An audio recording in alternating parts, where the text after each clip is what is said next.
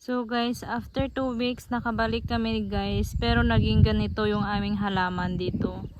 Merong naghukay, tama naman guys, pero mababaw lang kasi yung nahukay ko guys nung tinanim ko ito. Kaya para medyo kita na yung ayun guys, oh, medyo kita na. So baka kasi mamamatay siya guys. Ito kasi is lemon. Ayan siya guys. So hindi kasi ganyan dati guys. Pinalakihan nila para yung tubig is mag-stock doon sa loob. Ayan siya. So ito din yung iba. Ito is yung bayabas. Ito naman is yung avocado ko guys. Parang namatay na guys. Parang ngayon lang yata nila to ginalaw. Ayan siya guys. Oh. Is it died or still? Hindi, I don't know. Do not touch na. Do not touch. So kailangan namin i-fill doon sa gitna guys. Kasi yan yung sa gitna is, yan na yung root niya ba guys. So mamamatay siya to. Ito is atis naman to siya guys. Atis naman siya. Tapos ayun yung malunggay. Ito yung malunggay. Tama naman guys yung ginawa nila. Pero wala kami sinabihan ha. Nagalawin nila ito. Pero ginalaw nila guys. Ayan oh. Ito kasi na banda to guys is ito na yung root niya ba. So kapag maano to guys, matutumba to or madaming tubig or malakas yung ulan, wala, matutumba to, mamamatay lang to siya guys. Ayan oh. Ganyan kasi sila dito guys sa ano sa India. Is pag may tinanim is parang binumbutasan nila dito sa gilid guys oh. Tapos sa kanila itatanim para yung tubig ba mag-stock dito sa gitna. So kailangan namin ulit i-refill. Kailangan ulit namin i-refill dito sa gitna ng lupa. Para hindi ba maano, hindi ba siya mamamatay or hindi siya lalambot. Kasi ito mismo yun guys oh. Kung bungkalin mo to, masasama na to lahat. Ito.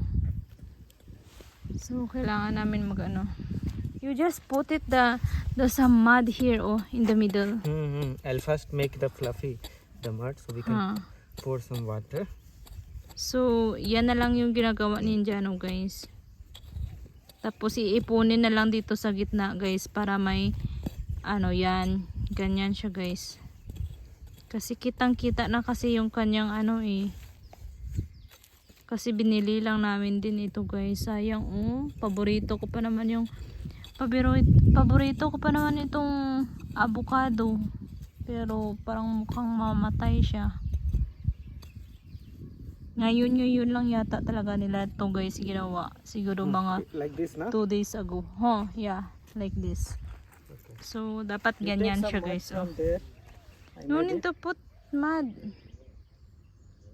No need to put mud na. Put more mud, right? So it will be not, the roots will not be visible. No, it's okay na yan. Because the more you put mud, the waters will come out again here in the side. No, not side. Water, see, water will be here only, no? It will go inside, right? No need na. It's okay na that one. So ito guys yung itsura ngayon. Siguro guys umulan nung nakaraang araw. Pero sa aming area kasi is hindi naman umulan. Kaya ganito yung itsura niya oh. Here we need mud, no? Parang ano ulit. Parang tinraktor ba nila guys. Ayan. So magtrabaho muna kami guys. Yung iba dito is nag-start na sila para sa ano oh, sa ano namin sa park. Ito kasi is playing area, playground, badminton or what. Ayan lang kasi yung gate. So may gumagawa dito.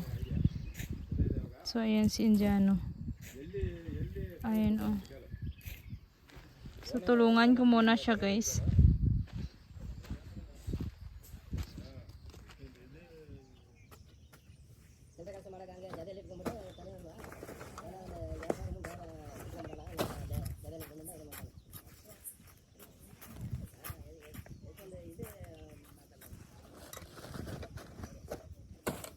Extra mud now from outside. Yeah.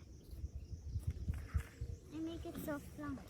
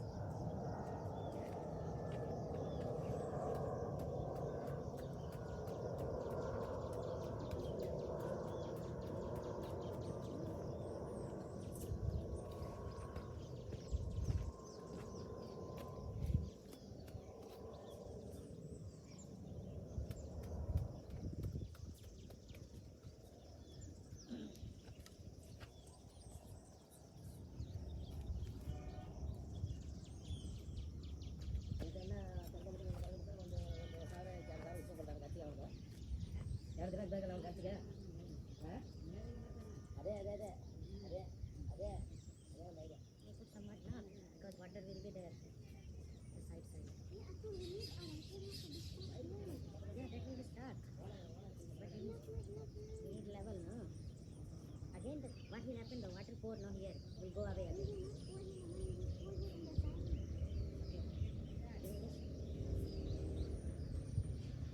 It's enough, right?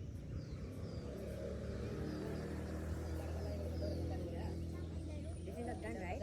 You put little more mud. Here, the upside. This is also done.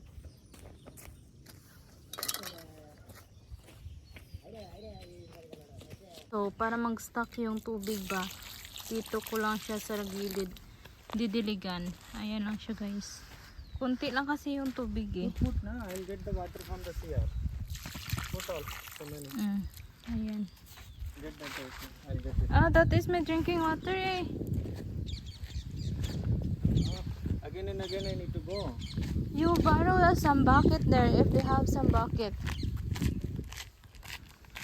So, kukuha ng tubig si Indiano doon guys sa gumagawa ng building.